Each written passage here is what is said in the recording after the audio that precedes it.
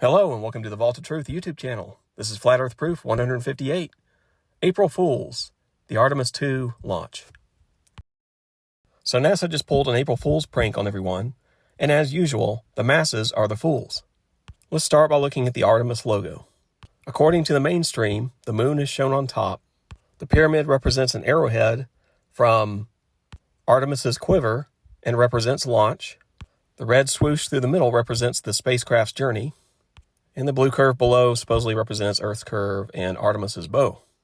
However, if you've been watching my channel for a while, you should be well familiar with Illuminati symbols at this point, and it should be easy to tell that the circular object on top is the all-seeing eye, the pyramid is the Illuminati pyramid, the red swoosh through the middle is the serpent's tongue, and it's the same one that you can see in the NASA logo, and the blue arch on the bottom represents the firmament over the Earth.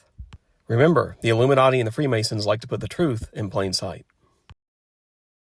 So now let's take a look at the astronauts that went on the mission. The supposed names of these astronauts are clearly not their true names, but the names of characters that these people are supposed to play. And I would be willing to bet that this has been the case for all astronauts throughout history. Take Reed Wiseman, for example, the supposed commander.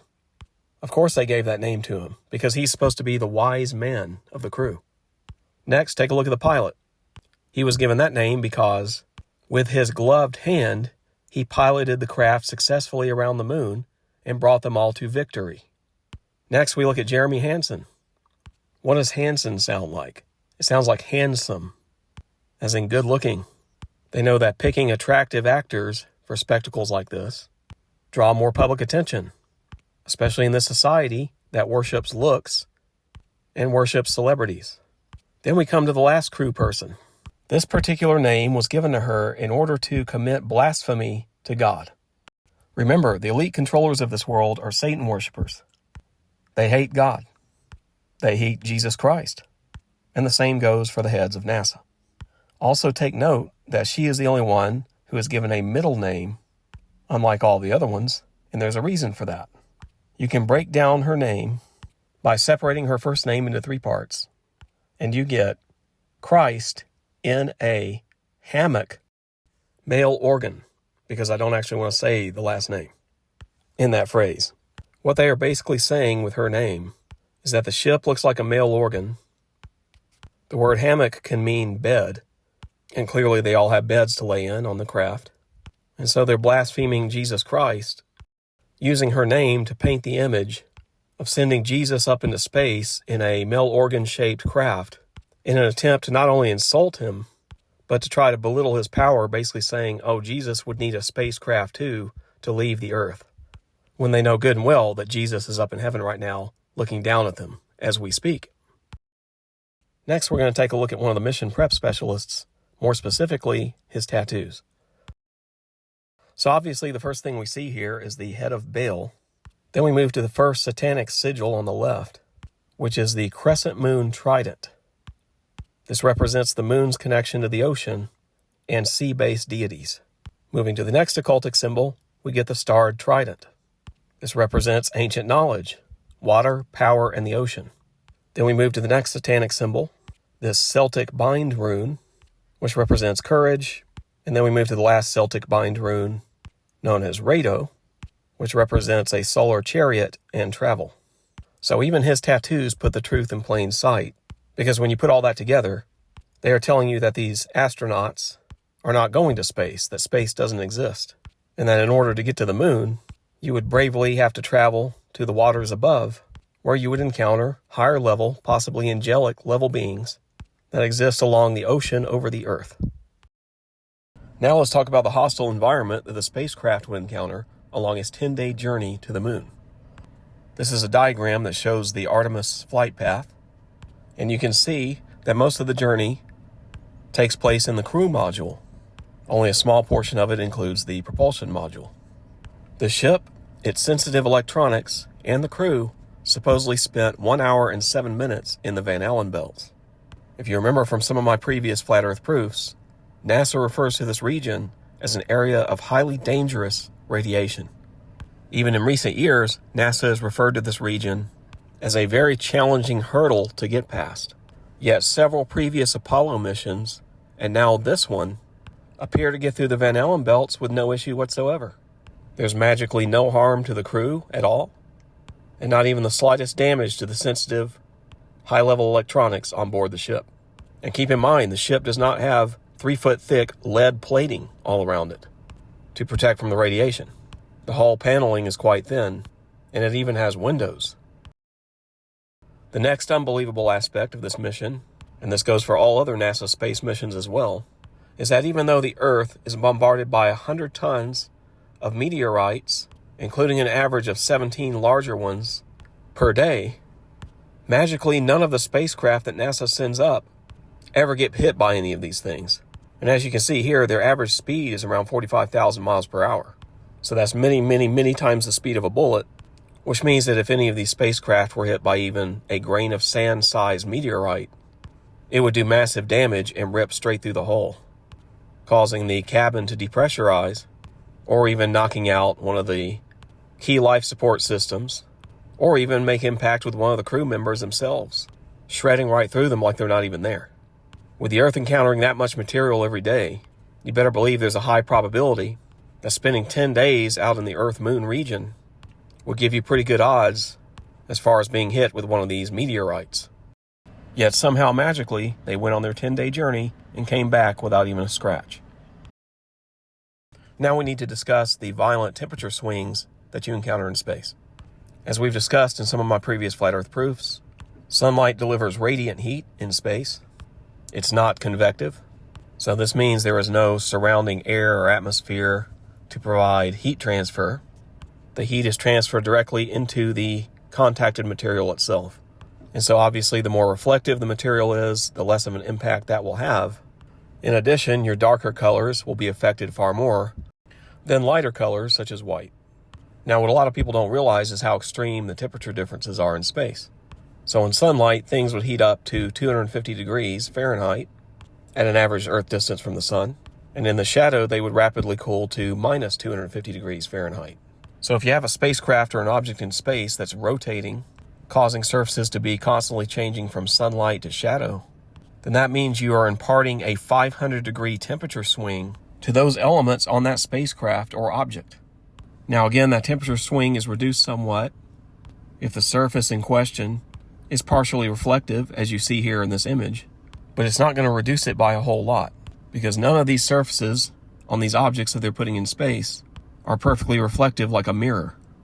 They are far from it. And what's worse is you have all of these dark objects and pieces of equipment all over these craft that are not reflective at all. And so what people need to understand is that those kind of temperature swings impart major thermal stresses of expansion and contraction. And there are no manufactured materials on Earth that could handle that, and certainly not the joints, connections, and welds of these objects. At a minimum, you would get some warping and deformation of these materials, especially over a 10-day journey, or in cases far longer than that, such as the ISS, which has supposedly been in orbit for years and years. But just like with everything else, this issue magically has no effect on any of these missions or spacecraft. Next, we're going to talk about the emergency egress system that was present at this particular launch tower that the Artemis II rocket was launched from.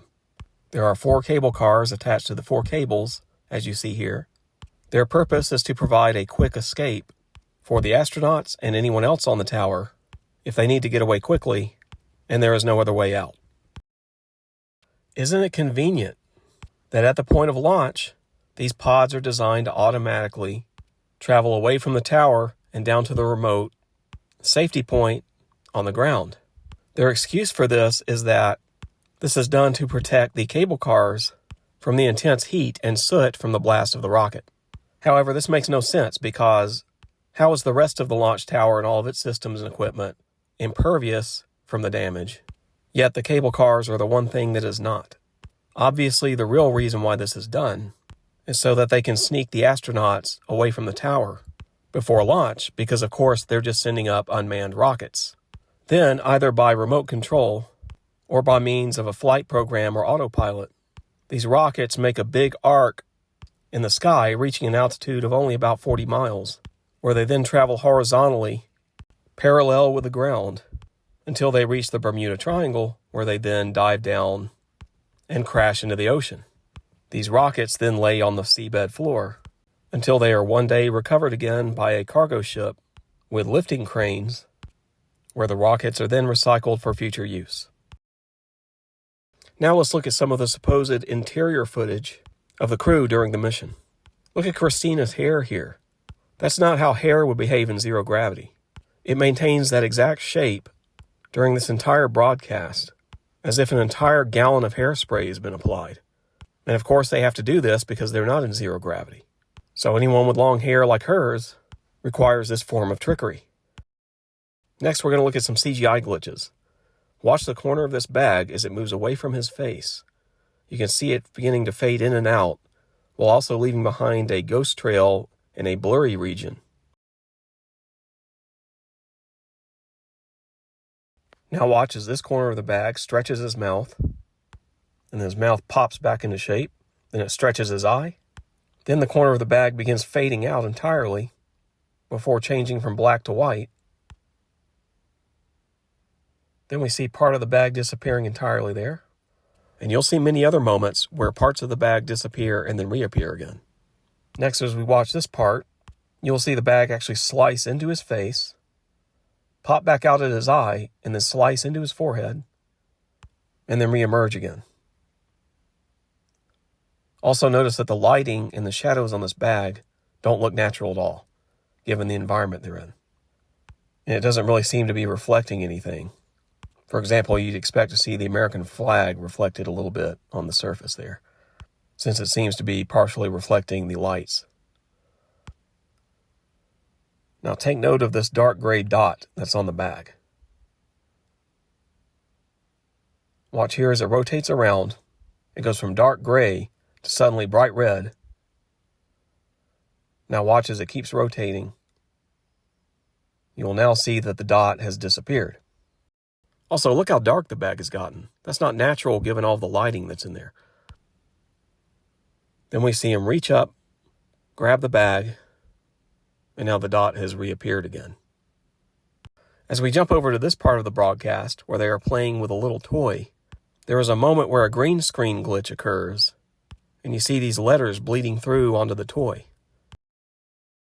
Here we can see a shadow glitch occurring, where in the left frame, the astronaut has their hand right underneath the toy, and there is a shadow cast on their leg. But when they pull their hand away, we see that there is no shadow, even though that toy should be casting a shadow on the leg. Of course, this is because the toy really isn't there. It's just a CGI overlay, just like everything else. Now we're going to take a look at a few of the supposed photographs that were taken during the mission. But before doing so, I need to remind you of a few things we've talked about in some of my previous proofs. For one, supposedly, the Earth passes through 30 meteor belts every year in order to cause the 30 meteor showers that occur annually. This is in addition to the supposed 100 tons or over 100 tons of meteorites and dust particles that supposedly hit the Earth every day. Here's an artist rendering of what one of those debris rings would look like in the solar system, and the Earth supposedly passes through 30 of these a year. Also, as we discussed in one of my previous proofs, the meteor trajectories that I show in this diagram represent the pathways that all of these meteors would take falling into the Earth as the Earth passed through one of these debris rings. You can see that close to half of these meteorites fall into the Earth at an angle, with some of them falling in at a very sharp angle on the backside of the Earth. This would also be true for the Moon, as the Moon would not only be flying through 30 of these debris rings a year also, but like the Earth, it would also be passing through tons of meteorite debris daily, though much less than 100 tons because it is much less surface area. The point I'm trying to make here is that the Moon should be receiving a lot of asteroid impacts all of the time, with nearly half of them coming in at an angle. And you have to keep in mind that the atmosphere of the Earth would act as sort of an air brake for some of these meteors coming in at an angle, essentially decreasing the sharpness of that angle, thus making some of those angled entries a little less dramatic. However, the Moon has no atmosphere to do that. Thus, all of the meteors coming in and impacting it at an angle would remain at that angle. Thus, half of the meteor impacts or craters on the moon should look like the frame on the bottom, with a long drawn-out trench leading up to half of a crater. Keep this in mind now as we look at the Artemis moon photos. So as we look at the first photo, you see the immediate problem. All of the meteorite craters are perfectly round circles. Out of the thousands of craters that I see in this photo, I am hard-pressed to find even one or two that look like an elongated trench. And remember, half of them should look like that. The next problem I see with this photograph is that the lighting of the moon is far too dim. It's far too dark. The color of the surface is also far too uniform. Here's a real photo of the moon. Look at the difference. The color is even different. It's far brighter. There's a lot of surface variation in color. And I realize that different atmospheric conditions can change the color of the moon. But just look at this photo. Look how bright it is. Look at the light and dark spots across its surface. We should be seeing some of that. But when we look at this Artemis photo of the moon, it doesn't even look like we're looking at the same object. Look how dim the moon looks here. And it's just that one monotone gray across the entire surface, with no lighter or darker regions. And again, we see all perfectly round craters. And I can hear the globe defenders now saying, oh, but the meteorites would just be pulled into the moon's gravity and would fall straight down at a 90-degree angle to its surface all over the moon. But what the globe defenders fail to understand is that supposedly the moon and the Earth are flying around the sun at 67,000 miles per hour, which means they would be flying through these meteor debris fields at 67,000 miles per hour. And these speeds are many, many, many times the speed of a bullet. So these meteorites will be impacting the moon at such high speeds that there will be no time for gravity to pull on these things and change their trajectories to a perfectly perpendicular angle with the surface. That might only happen if these things were traveling a couple thousand miles an hour or less. So again, we should be seeing many long trenches along the moon's surface with half craters at the end of them. But we don't. And for the globe defenders that try to argue the fact that the atmosphere is what is causing the difference, here's the debunk of that. The photo on top is supposedly one of the photos from Artemis 2 taken out of the window. And that looks nothing like the previous photo we just looked at. The photo on the bottom was supposedly taken from the Orion spacecraft. And before anyone tries to argue that the surface of the near side of the moon that always faces the Earth is different in color or brightness than the far side of the moon, and then that's why some of the Artemis 2 photos of the far side of the moon look different, all you have to do is read a little bit further on the bottom paragraph there, where it says, with some of the far side visible on the left edge. And as you can clearly see in the photo, the surface of the moon there on that left edge doesn't look any different than the rest of the surface. So there's nothing drastically different about the surface of the far side of the moon that would cause it to look that different. And if you try to argue that it's a camera lens or some kind of camera filters that are causing the difference, that makes no sense, because why would they just randomly use these different lenses or filters on the far side of the moon, for one? And number two, that still doesn't explain the issue with the craters, and it also doesn't explain the monotone surface color and lack of surface color variation. Here's a good comparison of the inconsistency with a photo from Artemis 2 shown on the left and a photo from Apollo 8 shown on the right. The moon looks entirely different in each photo. And yes, I realize that they were probably taken from supposedly two different altitudes, which would change the amount of crater detail that you would see, but it shouldn't affect the brightness nor the amount of surface color variation. You can also see that the photo of the Earth on the right has a little bit more color vibrancy, with brighter clouds and a different range of blues. And none of that should be any different ever. And again, if you try to argue that it's some kind of camera filter or some kind of camera setting, that makes no sense, because why would they want anything other than the most accurate and natural photograph of these objects? And if you think that's crazy, look at how wildly different all of these supposed photos of the moon's surface look from one another. I feel terrible for anyone that thinks this stuff is real. If you're one of those people, I suggest you go get a brain examination, or at the very least, take an IQ test. Trust me, it's for your own good. Now we're going to examine this supposed photo, taken from Artemis too. Look up here in the corner. Uh-oh, looks like the Earth is slicing into the windowsill. That's because this is a CGI overlay glitch. In addition, it looks like they tried to splice two different cloud textures together, but forgot to clean up the seam. Looks like they need to hire some better digital artists. Here's the continuation of that seam as we pan over a little bit. Next, as we look at this part of the image, you can see certain spots of it are blurry with lower resolution.